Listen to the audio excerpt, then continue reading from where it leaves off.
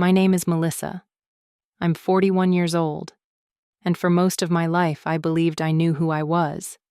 A mother, a wife, a steady, responsible woman who didn't make foolish decisions. But life does not ask before it changes you. I need you to hear this story all the way to the end, because even now, I'm still trying to understand how I let it happen. My son, Evan, is 19. He's a good kid, smart, kind, a little shy, and he has one best friend he's known since they were barely old enough to tie their shoes. His name is Lucas. Lucas is 21 now. He grew up in our house. Movie nights, sleepovers, birthday dinners, all of it. I used to pack snacks for the two of them when they played video games until sunrise. To me, he was almost like another son. At least, that's what I told myself. Last year, Evan left for college out of state. Lucas stayed in town to work and save money before starting school later. He still came by sometimes, checking in, helping me with things around the house, keeping me company when the silence felt too heavy. Because silence had become normal, my husband traveled constantly for work. Our marriage had turned into polite conversations, quiet dinners, and separate emotional worlds. We didn't fight, but we didn't connect either. I didn't feel seen. I didn't feel chosen. I didn't feel wanted, and loneliness is its own kind of hunger. One evening, Lucas came by to help me fix a shelf in the garage. We talked while he worked, and I realized how easy it was to speak to him, easier than it had been with my husband in years. He laughed at my jokes. He looked at me when I spoke. He noticed things, small things, like when I had my hair done, or when I changed the living room pillows. My husband hadn't noticed those things in years. I didn't see the danger then. I do now. It happened slowly. A conversation here, a shared joke there, a moment that lasted a little too long. One night it was raining. He came inside soaked, shaking water from his hair.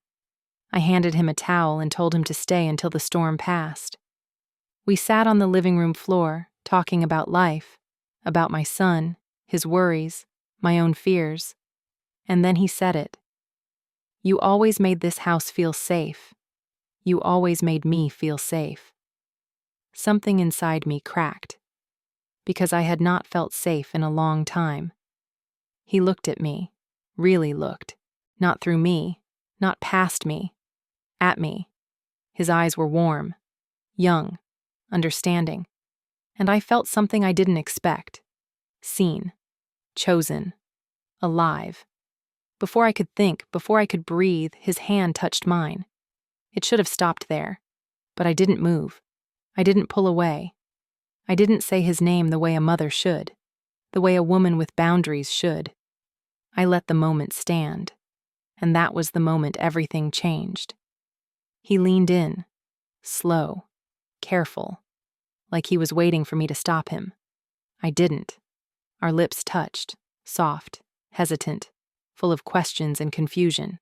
It was only a kiss, but it was a line I can never uncross. I pulled back first. I remember the look in his eyes. Not victory, not thrill concern, because he knew I was breaking.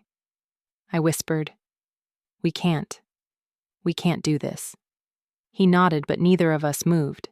The rain kept falling outside, and inside, something inside me shattered. The next day, he didn't come by. Or the next. Or the next. And I realized I missed him. Not as my son's friend, but as the person who reminded me I was still capable of being wanted. I hated myself for that.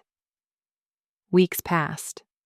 When my son came home for break, Lucas came over like nothing had happened. He greeted me politely. No tension, no hint of anything. He protected me, even from myself, and that hurt even worse, because it meant he had the strength I didn't. Late that night, after everyone had gone to bed, I cried in the kitchen. I cried for my son, for my marriage, for the woman I thought I was, for the woman I had become. And I cried because one moment, One small, fragile moment had changed everything inside of me. I didn't lose my marriage. I didn't run away with Lucas. We never kissed again. But something inside me is marked forever, because I learned something I never wanted to know. You can love your family.